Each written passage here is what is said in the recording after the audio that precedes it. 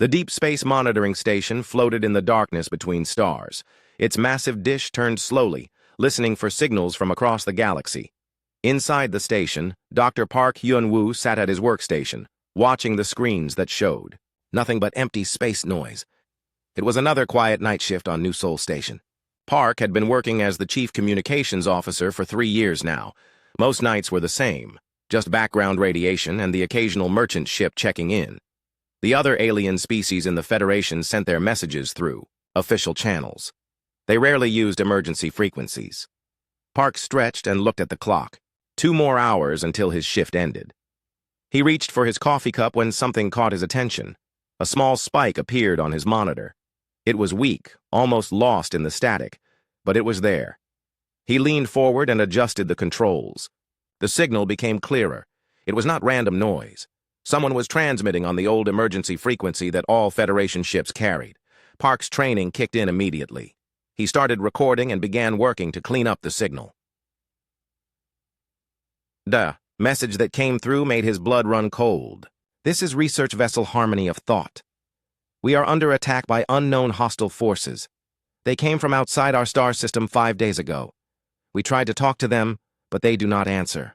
They do not stop. They just consume everything. Park's hands moved quickly over his controls. He boosted the signal strength and continued listening. The enemy has already destroyed our colonies on Kalos Prime and Mordian. Both worlds have gone silent. Our defense fleet tried to stop them, but the hostile ships are unlike anything we have seen. They appear to be alive. They eat our ships and grow larger. The voice was calm, but Park could hear the fear underneath. He recognized the speech pattern.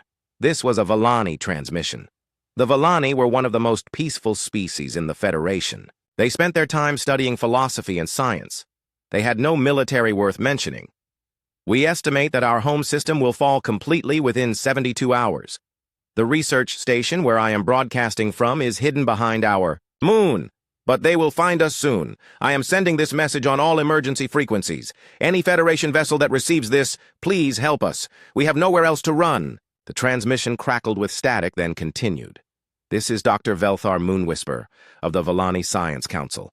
If anyone can hear this, please know that these creatures are not like anything in our databases. They do not negotiate. They do not trade. They only destroy and consume. If they are not stopped here, they will spread to other systems. Please, help us. The message ended, then started playing again from the beginning. It was an automated distress beacon, broadcasting the same plea over and over. Park stared at his screen in shock. He checked the signal timestamp. The message had been sent 5 days ago. It had taken that long to reach the monitoring station. The Vellani home system was 3 weeks away by normal Federation travel. He immediately activated the emergency protocols and sent an alert to Admiral Kang Dae-ho, the commander of the Human Defense Fleet. Within minutes, his communication board lit up with incoming calls from Earth Command and other human military installations. Admiral Kang Dae-ho arrived at the monitoring station 2 hours later. He was a tall man with gray hair and serious eyes. Behind him came Captain Lee So-min, the captain of the flagship Indomitable. She was younger than the admiral, but she had fought in 2 major conflicts and earned her reputation as one of the best tactical minds in the human fleet. "Play it again," Admiral Kang said after Park had explained the situation. They listened to the Vellani distress call 3 times. Each time, the room grew quieter. Commander Yoon Tae-sung, the head of tactical operations, was studying star charts on a nearby screen. The Vellani system is 21 days away at maximum Federation fleet speed, Yoon reported. But this message is already 5 days old. Even if we left right now, it would take us 3 weeks to get there. Captain Lee looked grim. No Federation species has ships fast enough to reach them in time. The Vellani defense fleet was small and focused on research, not combat. If something destroyed them in 5 days, it must be incredibly powerful. Admiral Kang studied the star charts. The Vellani system was on the outer edge of Federation space, close to unexplored regions. What do we know about the species that attack them? Dr. Park pulled up his analysis. Based on the transmission, they appear to use organic technology.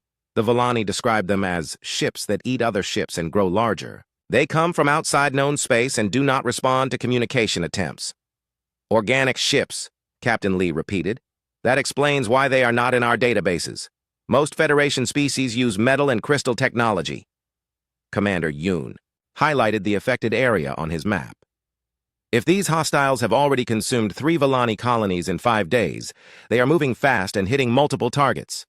This is not a random attack. This is an invasion. Admiral Kang was quiet for a long moment. He had commanded the human defense fleet for 8 years. In that time, he had seen conflicts between Federation species, pirate raids, and border disputes. But this was different. This was an attack on civilians by an unknown enemy that seemed to have no interest in anything but destruction. What about other Federation response? He asked. Park checked his communications logs. I have sent the distress call to all Federation military commands. The Altarian fleet is too far away. The Centauri Defense Force is dealing with a rebellion in their outer systems. The other species either do not have military ships or are too far to help. Captain Lee looked at the Admiral. Sir, there is one option. Our ships are faster than standard Federation vessels. Our FTL drives can handle overcharge conditions that other species consider too dangerous. How much faster? Admiral Kang asked. Commander, Yoon ran calculations on his screen. If we push our drives to emergency protocols, we can cut the travel time to 16 days. But that is still too long if the Villani have only 72 hours. What if we push the drives beyond emergency protocols? Captain Lee asked. The room went quiet. Everyone knew what she was suggesting. Human FTL drives were built to handle extreme conditions because human engineers believed in having backup systems for backup systems. Other alien species thought human technology was crude and dangerous, but it worked when everything else failed. Dr. Park looked worried. Captain, pushing the drives that hard could cause catastrophic failures. We could lose ships. We will definitely lose the Villani if we do nothing, Captain Lee replied. Admiral Kang walked to the viewing window that looked out into space. Somewhere out there, an entire species was fighting for its life against an enemy that wanted to consume everything. The Federation was supposed to protect its member species, but the Federation fleet was too slow and too far away. But the human fleet was different. Humans had always been different. He turned back to face his officers. Commander Yoon, contact all human defense fleet vessels across the galaxy. I want every ship that can fly to converge on Rally Point Sigma 7. Captain Lee, prepare the Indomitable for immediate departure. Dr. Park, send a message to Earth Command. Tell them we are activating Emergency Protocol 7. Emergency Protocol 7 had never been used before. It was the order for total fleet mobilization in the face of an existential threat to Federation member species. Captain Lee straightened.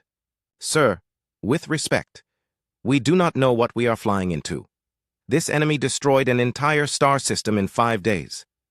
We could be sending our people to their deaths. Admiral Kang looked at her steadily. Captain, what do humans do when someone calls for help? She smiled grimly. We answer the call, sir. Exactly.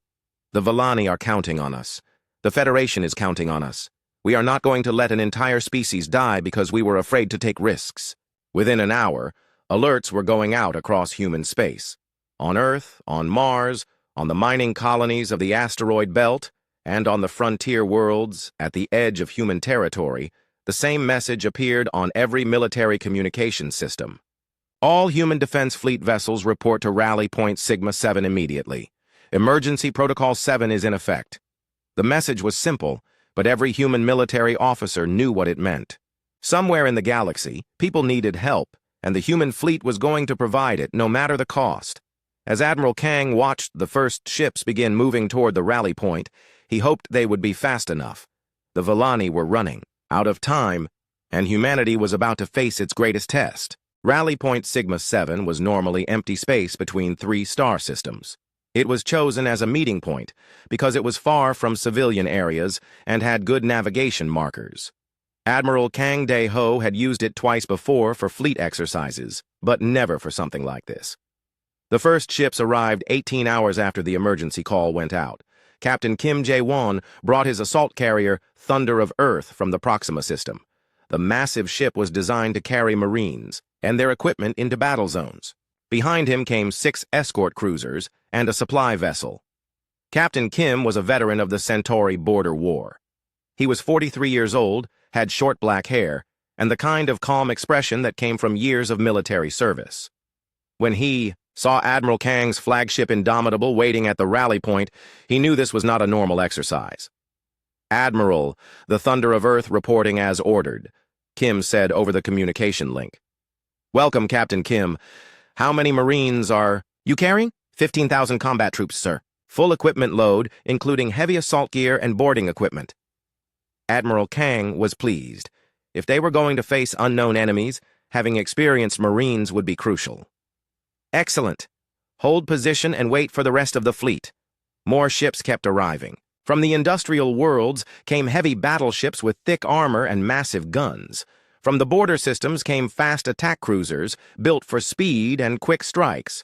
From Earth itself came the newest vessels with the most advanced technology the human military could build. By the second day, over 400 ships had gathered at Sigma 7. The space around the rally point looked like a metal city floating in the darkness. Ships of every size and type formed organized groups while their crews prepared for whatever was coming. Lieutenant Colonel Choi Mi-young was aboard the Thunder of Earth, briefing her Marine commanders. She was 38 years old, had served in 3 different conflicts, and was known for leading from the front. Her Marines respected her because she never asked them to do anything she would not do herself. "What we know about the enemy is limited," she told the group of officers gathered in the briefing room. "They use organic technology. They consume other ships and grow larger. They do not communicate or negotiate.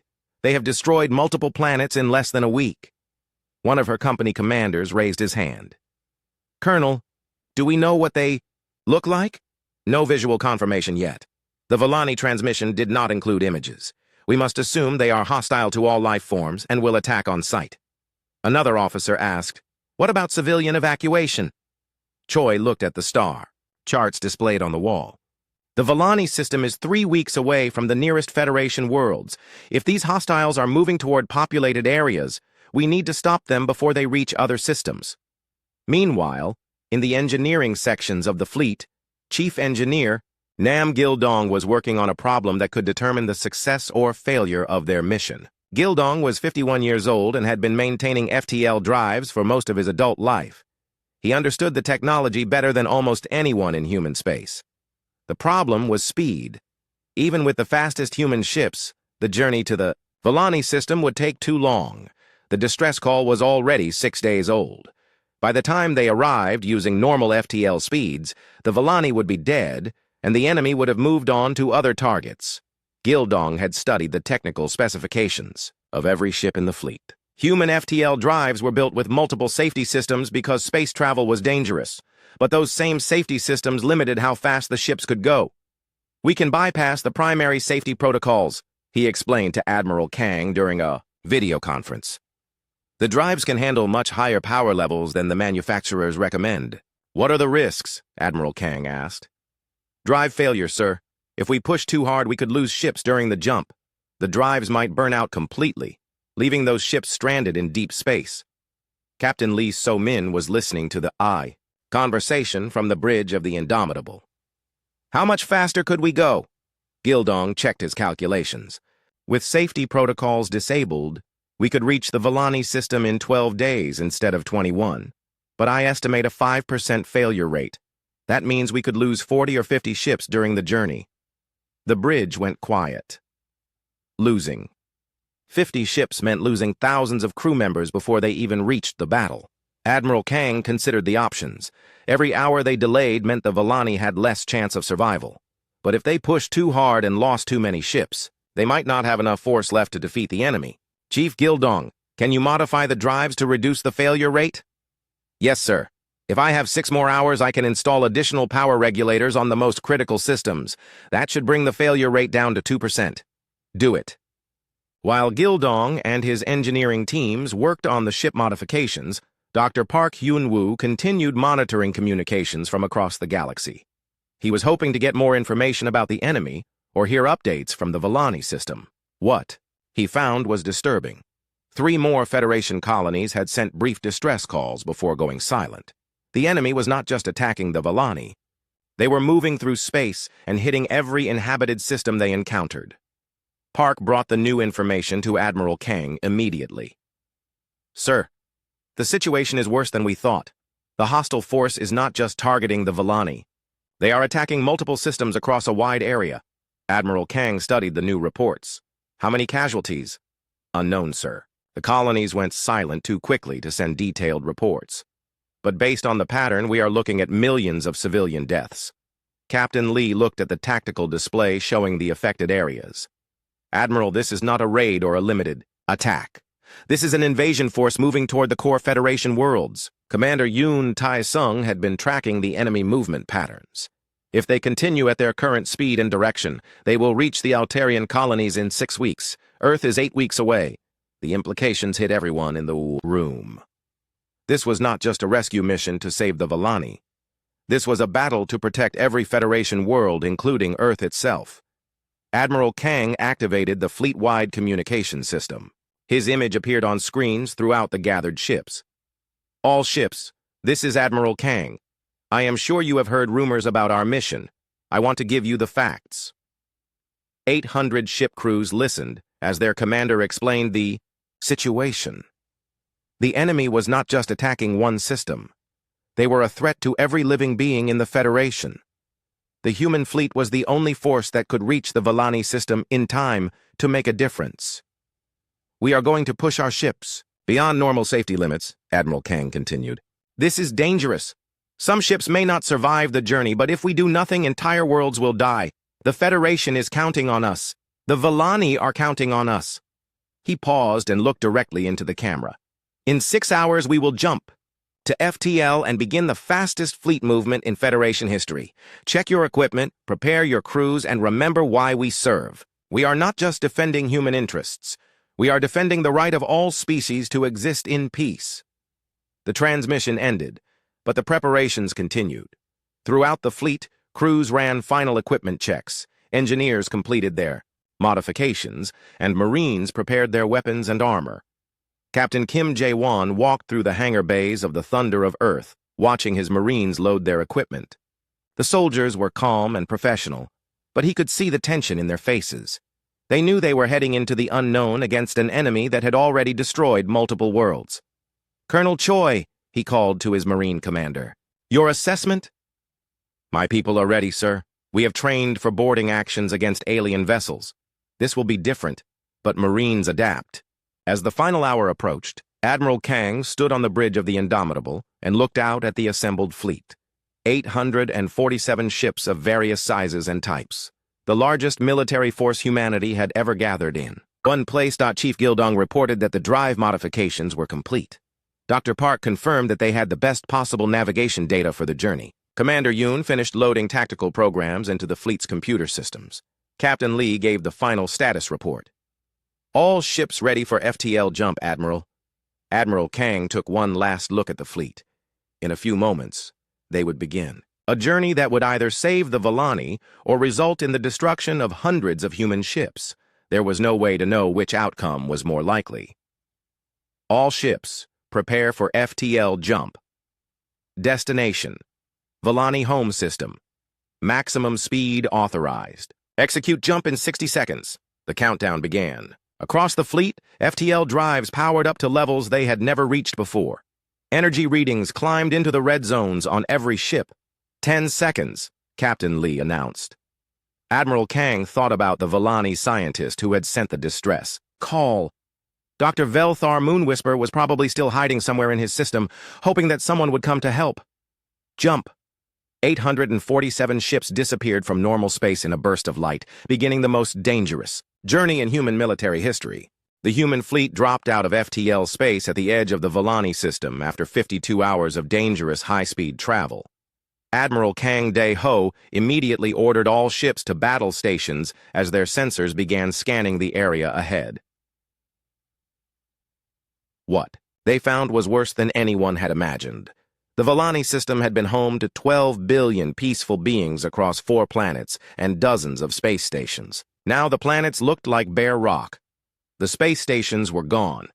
Floating in the darkness were massive chunks of organic matter that sensors could not identify. Captain Lim Dong-hyuk commanded the reconnaissance destroyer Swift Arrow. He was 35 years old and had spent his career gathering intelligence in dangerous situations. His ship was fast, heavily armed, and designed to get close to enemy positions without being detected. Admiral requesting permission to move closer for detailed scans, Lim reported from his bridge.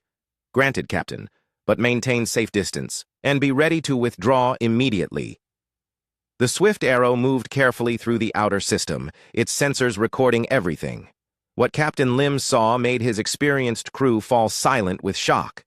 "Sir," his sensor officer reported quietly, "I am detecting organic ships. They are enormous." The main screen showed shapes that looked more like living creatures than spacecraft. The smallest ones were the size of human cruisers. The largest was bigger than a space station.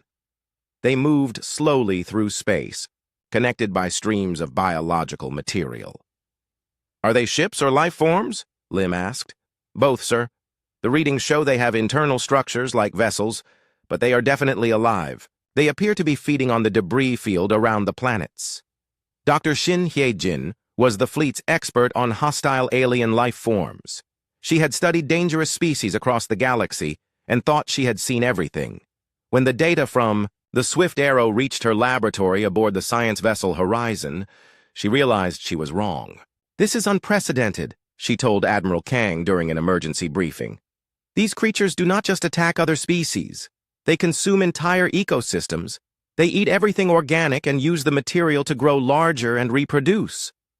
"Admiral," Kang studied the images from the reconnaissance mission. The organic ships moved like sea creatures, flowing through space in formation. "How many are there?" "Current count is over 300 vessels of various sizes. But Admiral, they are still growing. We can see them absorbing organic matter from the destroyed planets." Captain Lee So-min looked at the tactical display showing the enemy positions. "Dr. Shin, what are we calling them?" "The science team has designated them as devourers. They appear to exist as a collective organism. Each ship is part of a larger hive mind." Commander Yoon Tae-sung was analyzing their movement patterns. "They are spreading out across the system in a search pattern. They are looking for survivors." That was when Dr. Park Hyun-woo detected a weak signal from the system's fourth moon. It was the same emergency frequency that had brought them here, but much fainter than before. "Admiral, I am picking up the Volani distress beacon again. The signal is coming from behind the largest moon." Admiral Kang immediately ordered Captain Lim to investigate. The Swift Arrow moved carefully toward the moon, staying hidden in its shadow. What they found was a damaged research station clinging to the moon's surface. The station was barely functional.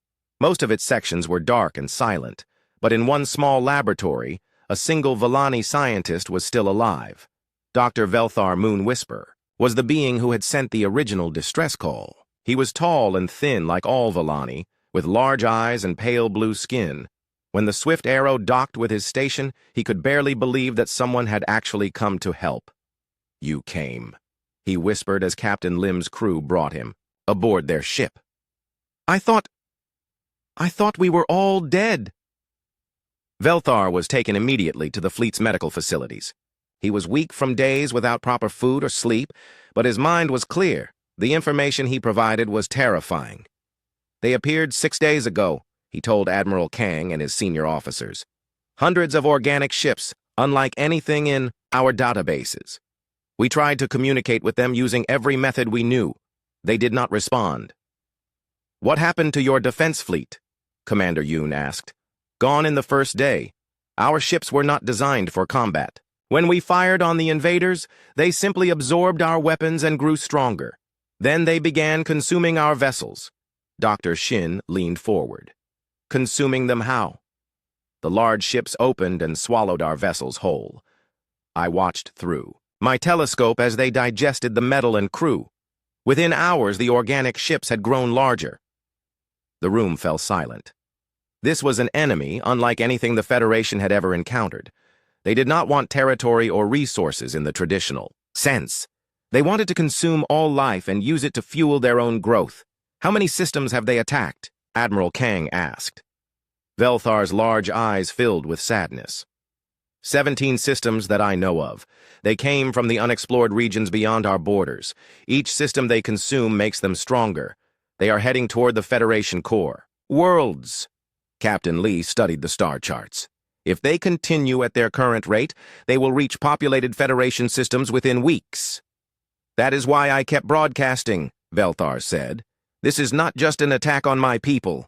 This is a threat to all life in the galaxy. If they are not stopped here, they will consume everything.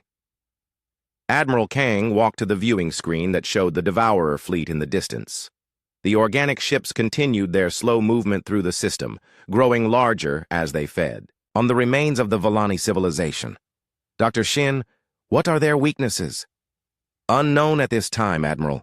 We need more data. But based on what we have seen, they appear to be incredibly resilient. They heal damage quickly and adapt to new threats. Captain Kim Jae-won had been listening quietly from his position at the tactical table. Admiral, my Marines are ready for boarding actions if needed. We have equipment designed to fight in hostile environments. Colonel Choi, Admiral Kang called to the Marine commander. Your assessment? Lieutenant Colonel Choi Mi-young had been studying the enemy ships through the reconnaissance data. Sir, these vessels do not follow standard design principles. We cannot predict where their vital systems are located. Boarding them will be extremely dangerous, Engineer Chief Nam Gildong reported from the fleet's technical center. Admiral, I recommend we maintain maximum distance from the enemy. If they can consume metal ships and grow larger, we do not want them getting close to our vessels. Dr. Park was monitoring communications across all frequencies. Sir, I am not detecting any electronic signals from the Devourer ships. They may not use technology in the way we understand it. Admiral Kang considered all the information. The human fleet had come to rescue the Volani, but they had arrived too late. Now they faced an enemy that threatened every living being in the galaxy. This was no longer a rescue mission. This was a war for survival. Status of our fleet? He asked. Captain Lee checked her reports. 831 ships operational. We lost 16 vessels during the high-speed jump, but the rest are ready for combat. And the enemy? Commander Yoon updated his tactical display. 312 organic vessels detected. They are spread across the system but beginning to converge on our position. They know we are here. Admiral Kang looked around at his senior officers. These were experienced military professionals who had faced many dangers during their careers, but none of them had ever encountered anything like the Devourers. Ladies and gentlemen, we have a choice. We can withdraw and warn the Federation about this threat, or we can engage the enemy here and now. Sir, Captain Lee said carefully, if we withdraw, these creatures will continue consuming systems. By the time we reach Federation core worlds with a warning, they may be too strong to stop. If we engage them, Commander Yoon added, we are risking the entire human fleet against an unknown enemy. We have no guarantee of success. Dr. Velthar spoke quietly from his position at the edge of the group. Admiral Kang, in our final hours, my people believed that no one would come to help us. But you are here. You traveled across the galaxy to save beings you had never met. That gives me hope. Admiral Kang looked at the Volani scientist, then at his officers. The Federation trained us to protect civilian populations from hostile forces. This is the most hostile force we have ever encountered. He activated the fleet communication system. His image appeared on screens throughout all 831 ships. All vessels, this is Admiral Kang. You can see what happened to the Volani system. This enemy does not negotiate. They do not take prisoners. They consume everything in their path and grow stronger. The Admiral paused, letting his words sink in across the fleet. The Devourers are heading toward Federation space. If we do not stop them here, they will reach Earth in 8 weeks. Every world we know will face the same fate as the Volani colonies. He looked directly into the camera, speaking to every crew member in the fleet.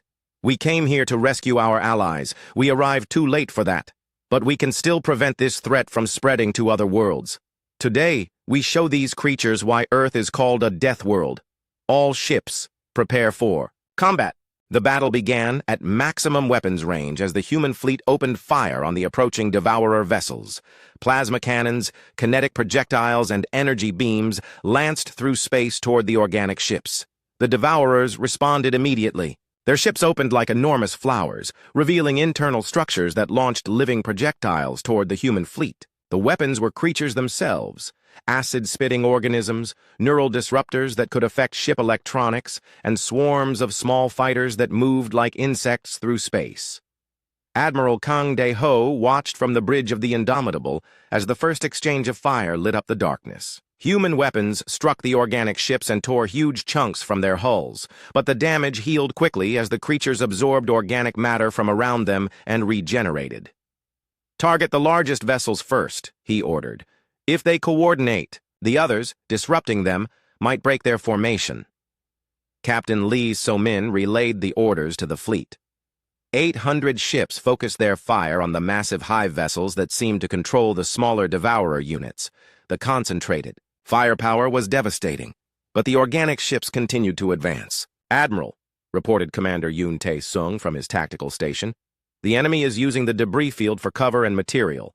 Every piece of organic matter they absorb makes them stronger." The Swift Arrow, commanded by Captain Lim Dong-hyuk, was operating as a forward scout when it encountered its first Devourer fighter swarm. The small organic creatures moved faster than any ship and seemed to anticipate the destroyer's movements. "Evasive maneuvers," Lim ordered as his ship twisted through space.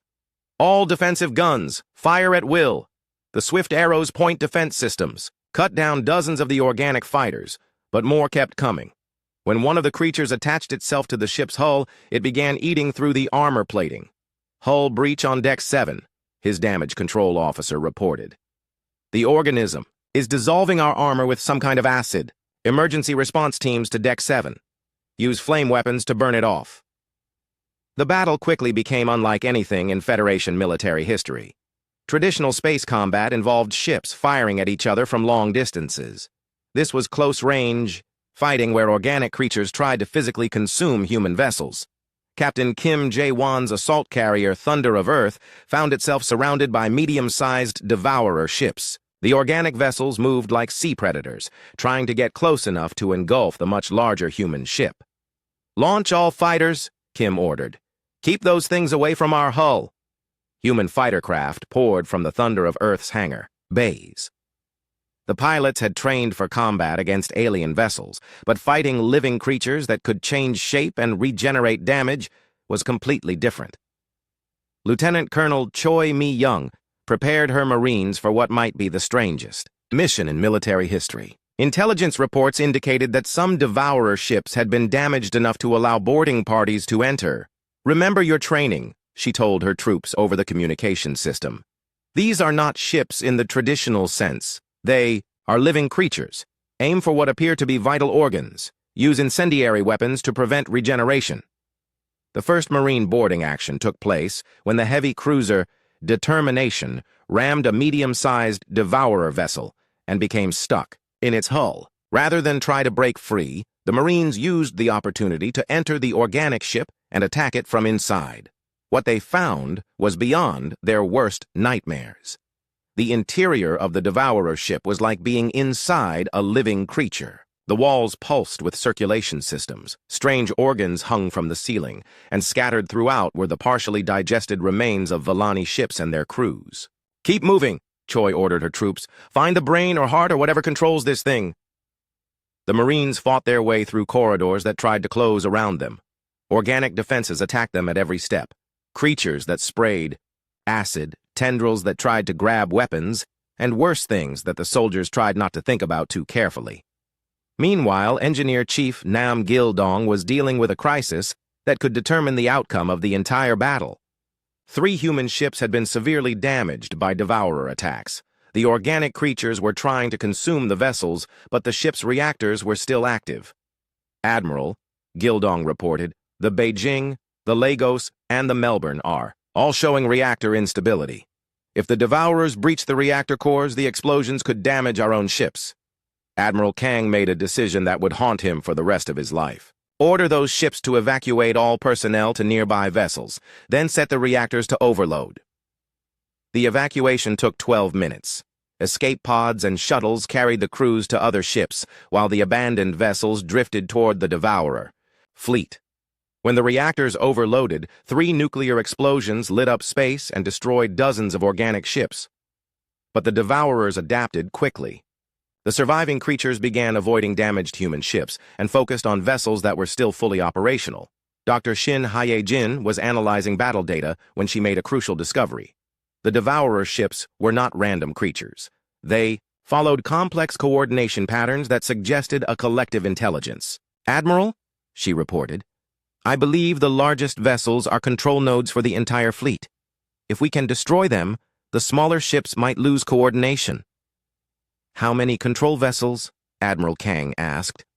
"I count 7 massive ships that appear to be directing the others. But, sir, they are also the most heavily defended." Admiral Kang studied the tactical display. The battle had been raging for 3 hours. The human fleet had lost 47 ships, but they had destroyed over 100 Devourer vessels. The problem was that the organic ships kept regenerating damage while the human ships could not. "Captain Lee, prepare the Indomitable for close-range assault on the largest control vessel." "Sir, that is extremely dangerous. If they capture our flagship, they will gain access to our command codes and tactical data. The risk is acceptable. We need to break their coordination before they overwhelm us." The Indomitable, flagship of the human fleet, was a battleship designed for the worst possible combat conditions. It had thick armor, powerful shields, and enough firepower to destroy a small moon. But as it approached the largest Devourer control vessel, Admiral Kang realized they might have underestimated their enemy. The control vessel was enormous, larger than anything the humans had ever built. As the Indomitable got closer, organic gun ports opened across its hull and began firing living projectiles at the human ship. "Shields at 60%, reported the defensive systems officer. "Continue approach. All weapons target the center. Mass!" The Indomitable's main guns fired continuously as it closed distance with the control vessel. Plasma beams and kinetic projectiles tore huge wounds in the organic ship's hull, but the creature was so large that the damage seemed insignificant. When they were only a few kilometers apart, the control vessel did something unexpected. It opened like a massive mouth and tried to swallow the Indomitable whole. "Emergency reverse thrust," Captain Lee ordered. "All stop!" The human battleship barely escaped being consumed. As it pulled back, Admiral Kang could see the interior of the control vessel. It was like looking into the stomach of a planet-sized creature. "Sir," Commander Yoon reported, "sensors show massive organic activity inside that thing. It is not just a ship, it is a mobile ecosystem." The battle continued to rage around them. Human ships fought desperately against creatures that seemed to grow stronger with every passing hour. The Devourers had consumed so much organic material from the destroyed Vellani system that they were continuously growing and reproducing. Captain Kim Jae-won's Thunder of Earth was in serious trouble. 3 medium-sized Devourer ships had attached themselves to his carrier and were slowly eating through the hull. His Marines were fighting boarding actions on multiple decks while organic creatures tried to consume his ship from the outside. "All remaining fighters, return to ship immediately," Kim ordered. "Prepare for emergency jump to FTL." "Sir, we cannot jump with those things attached to us," his navigation officer warned. "Then we will take them with us." Kim's plan was desperate but brilliant. The Thunder of Earth entered FTL space with 3 Devourer ships still attached.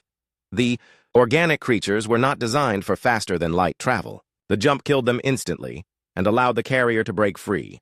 But when the Thunder of Earth returned to normal space, it was badly damaged and far from the main battle. Back in the central combat zone, Lieutenant Colonel Choi and her Marines had fought their way to what appeared to be the brain center of a Devourer control vessel. The chamber was enormous and filled with pulsing organic machinery that seemed to coordinate the creature's activities. "Place the charges," Choi ordered. "We are going to give this thing the worst headache of its life." The Marines planted their most powerful explosives throughout the brain chamber. When the charges detonated, the effect was immediate. The control vessel began convulsing, and the smaller Devourer ships in its area lost coordination. "Admiral, this is Colonel Choi. We have successfully disrupted 1 control vessel. The enemy ships in Grid 7 are showing confusion." The final battle took place around the last moon of Vellani Prime, where millions of Vellani civilians had been hiding in underground shelters. The massive merged control vessel, now the size of a small planet, moved toward the moon with the remaining Devourer fleet surrounding it like a living shield. Admiral Kang Dae-ho knew this was humanity's last chance. The human fleet had been reduced to 412 ships, but they had learned how to fight the Devourers. More importantly, they had learned something about themselves. "All ships, this is Admiral Kang," he announced over the fleet communication system. "The enemy believes they understand us because they have consumed other species. They think we are just another meal. They are wrong." Captain Kim Jae-won had managed to bring his damaged carrier, Thunder of Earth, back to the battle. His ship was barely functional, but his Marines were ready for one final assault. Lieutenant Colonel Choi Mi-young stood on his bridge, looking at the enormous enemy approaching them. "Colonel, can your Marines fight inside that thing?" Kim asked. "Captain, my Marines can fight anywhere. The question is whether we can get inside it."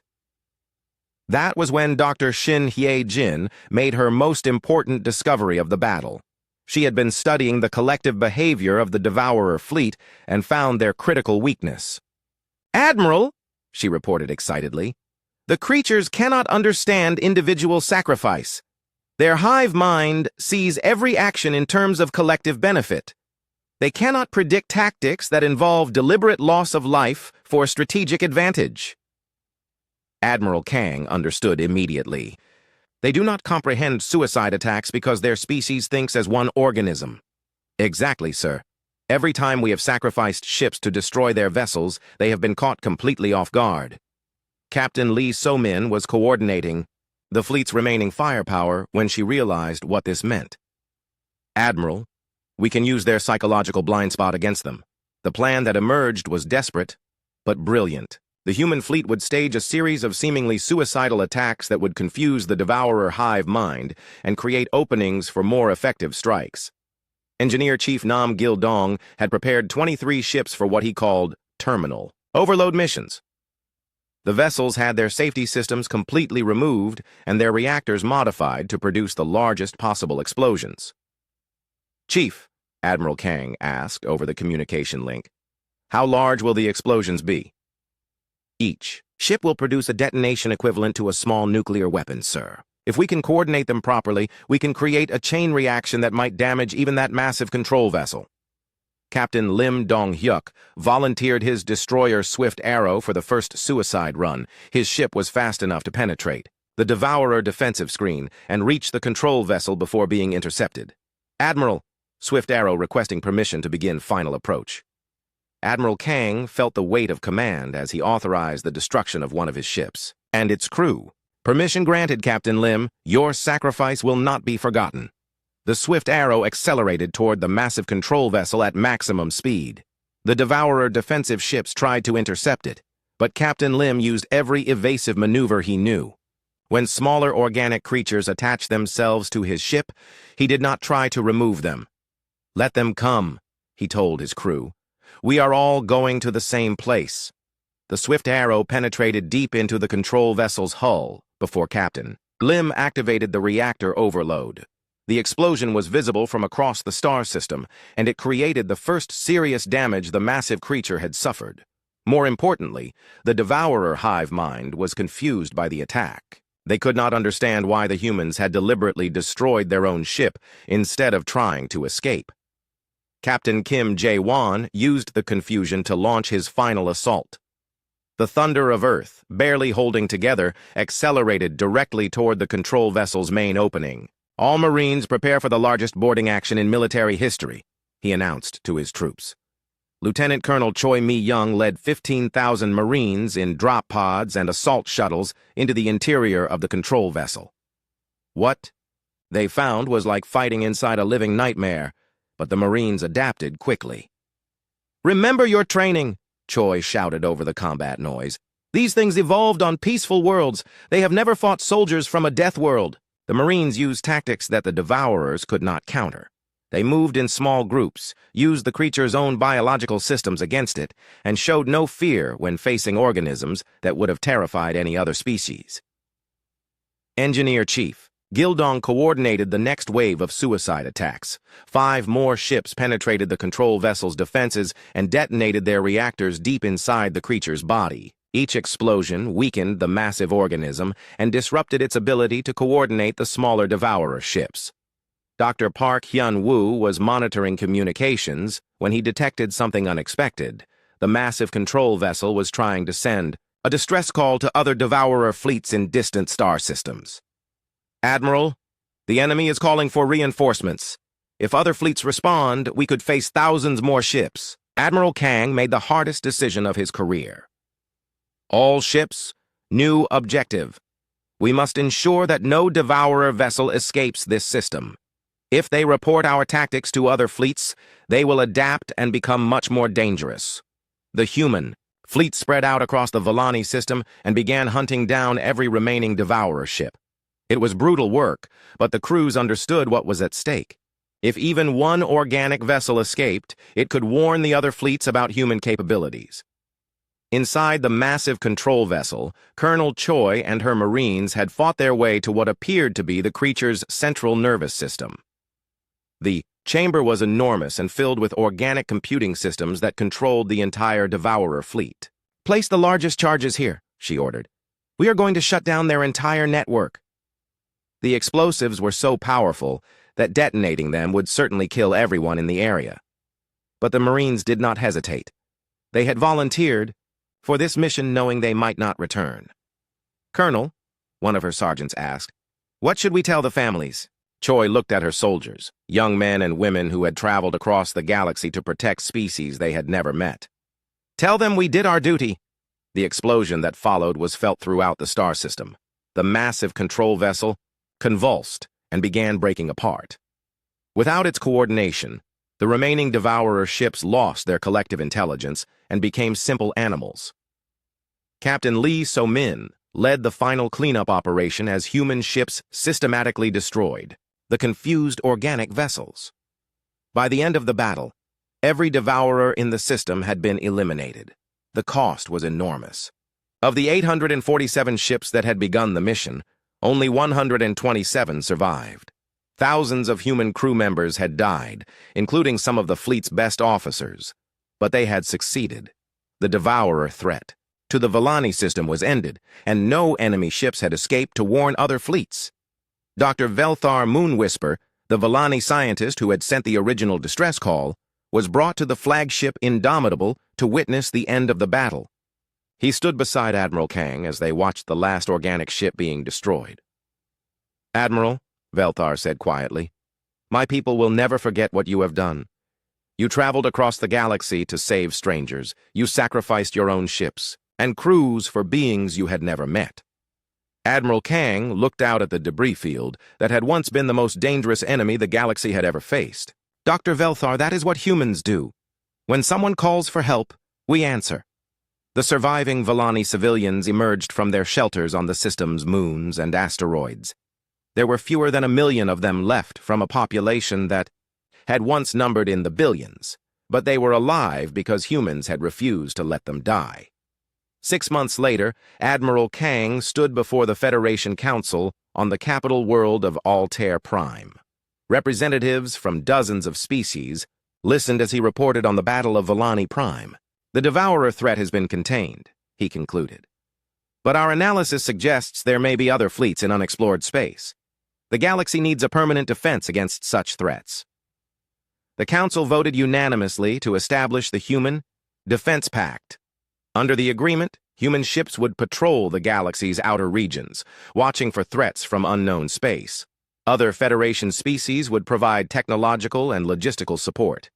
Captain Lee So-min, promoted to Admiral, after the battle took command of the new patrol fleet. Her ships carried mixed crews from multiple Federation species, but the commanders were all human officers with experience fighting the Devourers. Dr. Velthar Moonwhisper became the Federation's first ambassador to Earth. The Volani, grateful beyond measure, shared their most advanced scientific knowledge with humanity. The technological exchange accelerated human development by decades. The memorial for the Battle of Volani Prime was built on Earth's moon, where representatives from every Federation species could visit it. The inscription was simple. They answered the call. Dr. Park Hyun-woo, now director of the Federation's early warning system, maintained a constant watch on the galaxy's outer regions.